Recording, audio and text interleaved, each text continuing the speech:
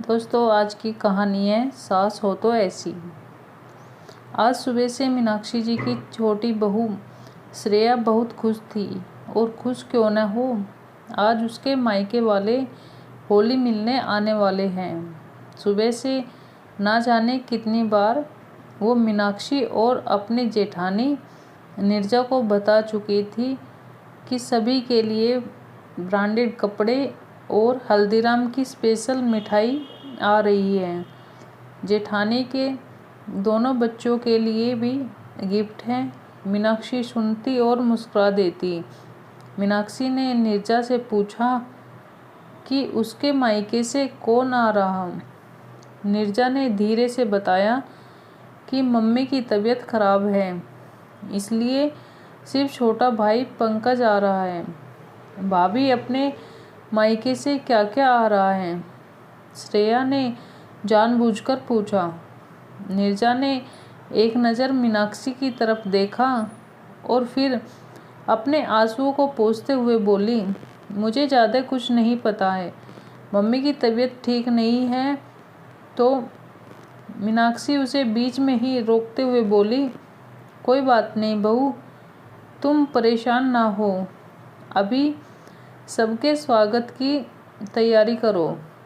दोपहर तक श्रेया के मायके से उसके मम्मी पापा फल, मिठाई और ढेर सारे तोहफों के साथ पहुंच गए। वहीं नीरजा का भाई भी फल, मिठाई और ज़्यादा नहीं लेकिन कम तोहफों के साथ वो भी आ गया। दोनों बहुओं के मायके का सामान मेज पर रखा था। श्रेया नीरजा को सुनाते हुए मीनाक्षी से बोली, देखा मम्मी जी, मैंने जितना बताया था मेरे मम्मी पापा उससे भी कहीं अधिक तोहफे लाए। बेटी के ससुराल में लेन देन कैसे करते हैं, यह मेरे मम्मी पापा से सीखना चाहिए। किसी चीज़ की कमी नहीं रखी उन्होंने। क्यों भाभी, सही कह रही हूँ ना या नहीं? श्रेया की बात पर नीरजा ने कुछ नहीं कहा। मीनाक्षी जी के साथ मिलकर नीरजा ने सभी की अच्छी आवभगत की। श्रेया तो सिर्फ अपने मायके वालों का बखान करने में ही व्यस्त थी। शाम को जब सबके जाने का समय हुआ तो मीनाक्षी जी अपने दोनों बहुओं के मायके भेजने के लिए सामान देने लगी तो श्रेया थोड़ी अपसेट हो गई। कुछ तो ऐसा हुआ जिसे देखकर उसका मूड उखड़ गया।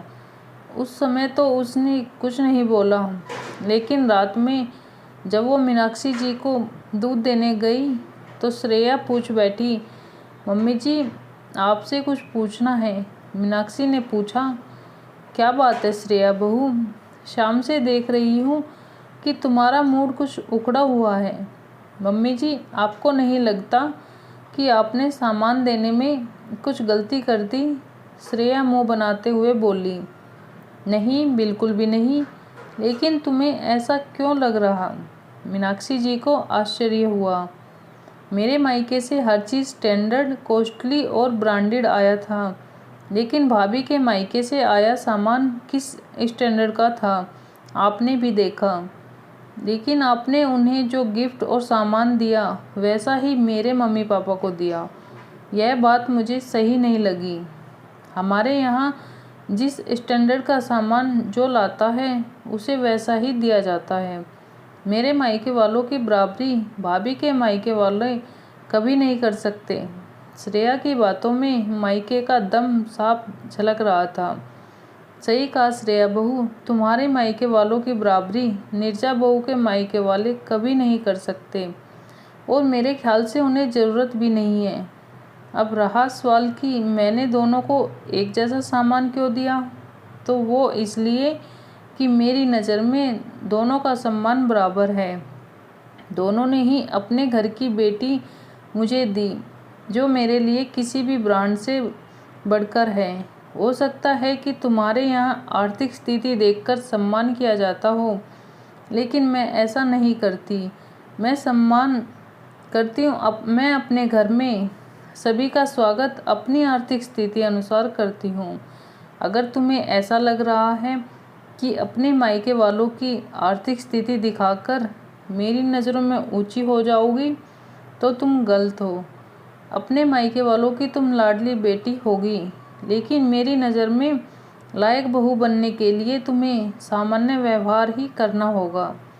मीनाक्षी जी की बात सुन श्रेया का मायके का रोब दिखाकर राज करने का सपना चूर चूर हो गया। वहीं दरवाजे पर खड़ी नीरजा के दिल में मीनाक्षी जी के प्रति आदर और बढ़ गया। दोस्तों, आज की कहानी आपको कैसी लगी कमेंट करके ज़रूर बताना। वीडियो अच्छी लगे तो लाइक और शेयर करना।